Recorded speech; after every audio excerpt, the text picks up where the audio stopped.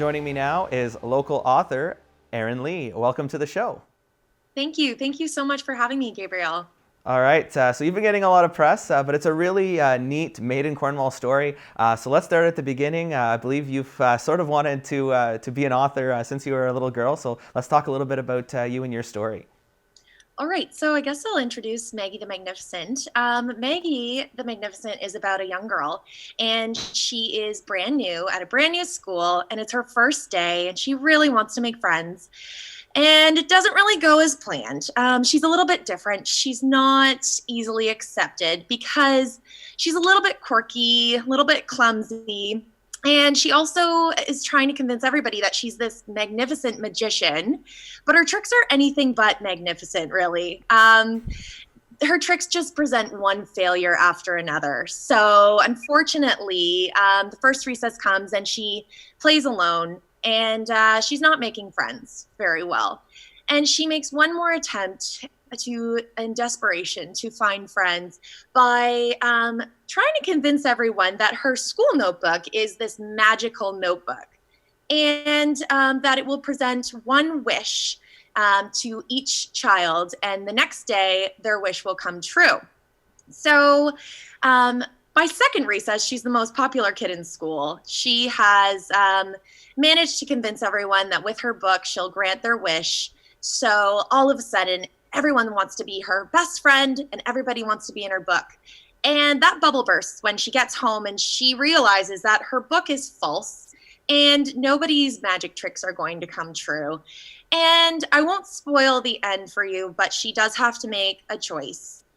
Is she going to continue upon the lies to cover her old lies, or is she going to come clean with everybody, and is she going to risk losing those friendships? So it is a story about some valuable lessons learned. Maggie learns one of them, and actually a lot of the other characters in the book learn a valuable lesson too, because what we realize is that by helping others to fulfill their wishes, Maggie's actually helping them to achieve their goals and their dreams. So I wrote this book as a means of trying to tell kids and adults even, really, that they can achieve anything if they just try and they persevere, and most importantly, if they believe in themselves. So that's the message I'm really trying to convey here. It's a wonderful message for sure, and I mean, it played out in real life. It sounds like so. This was originally, conceived 3 years ago, and it took until this year for you to kind of break out and get it published. So talk to me about that journey. Exactly. So I wrote this in 2017. At the time, I was a fairly new teacher, and I decided to try to get it published. I had it professionally edited, and I knew that I wanted to go the traditional publishing route. Now, unfortunately, that presents itself as very unlikely to get it published. Traditional publishing, they don't like to put their money on a debut author. So I knew the chances were very slim. So I tried for about 10 to 15 publishers that I thought would be a good fit, and it's what I expected. I never heard back or I got rejected. So I didn't stop. I kept trying with publishers, and again, rejected. So I took a little break for a little while. I got a full-time teaching contract as well during 2018 and 2019. I teach kindergarten and I love them. So I got really busy with that. And also I'm an artist, so I had a few side businesses. I was doing a paint party business on the side, and that was really taking off. And then I was also doing some commission paintings for people as well. So I became really wrapped up in that. And then when the pandemic happened, I saw that as an opportunity to try again. I was working from home. I had a lot more time on my hands. And I stumbled upon a publisher that they seemed to be a really good fit, this one for me. So I wrote to them and I did my application, my cover letter, and they wrote back to me and they accepted and they offered me a contract. So I was so happy and so excited.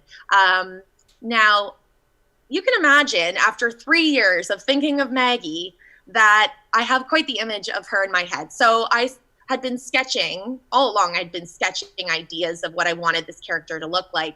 And so I presented the publisher with these sketches and I said, can you get me an illustrator to do this? And she said, I want you to do that. I really like Maggie and I think she's adorable and I think you should do it.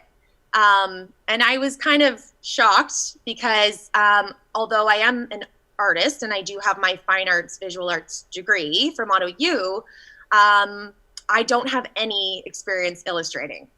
So I tried, but I had a lot to learn along the way. And it took me about 6 months. The whole process took me about 6 months.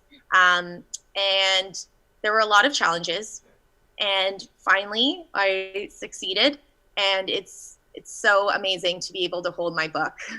Absolutely. It's you can see it in the pictures of you holding it up, just the pride. And of course, I'm sure anybody who reads the book, I mean, it's gotten some great reviews locally, I know, as well as on Amazon and things like that. But obviously, I think anybody that reads the book will fall in love with Maggie. And it sounds like there's plans for the character to continue to live on in some other ways. You have some future plans, right?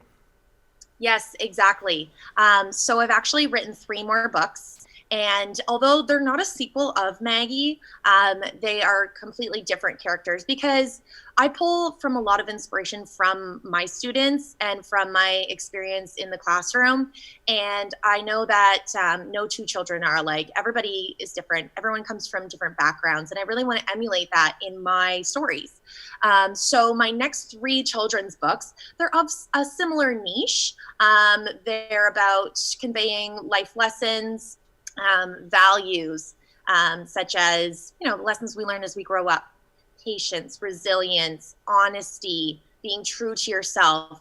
These are all messages that I have often tried to teach my own students. And now my hopes is that my, parents, teachers, friends, they can pick up this book and use it as a means of teaching their children these values. So I'm really excited about the next 3 books, and I have a lot more ideas as well. So I plan to be publishing quite a few books in my future. That's excellent. And of course, it all starts with Maggie the Magnificent. And of course, there's 2 local downtown stores where people, if they want to grab a copy, they can. Absolutely. So right now it's available all over different websites, and it will be available at Kids Corner within the next couple of weeks and at Erin Lee. Now, I appreciate everyone's patience as printing times and shipping times slow down a little bit due to COVID and due to Christmas. However, I know that they will be in stores in probably a week or 2. So I'll be making lots of announcements, and Erin Lee and Kids Corner will be making announcements too as to when that will be. But in the meantime, if you want to guarantee your copy by Christmas, I would definitely order online. You can get it very easily off of my publisher's website. It's called Pennant Publications, PENIT publications.com. And just search for Maggie the Magnificent. And also, it's available on Amazon.ca and Amazon.com. However, they're a little bit slower at this time of the year, so let's stick to the publishing company. Those are the main websites anyway. Excellent. Well, congratulations again, Erin, on this great feat, and we look forward to seeing what's to come in the future, and best of luck. Thank you. Thank you so much for having me.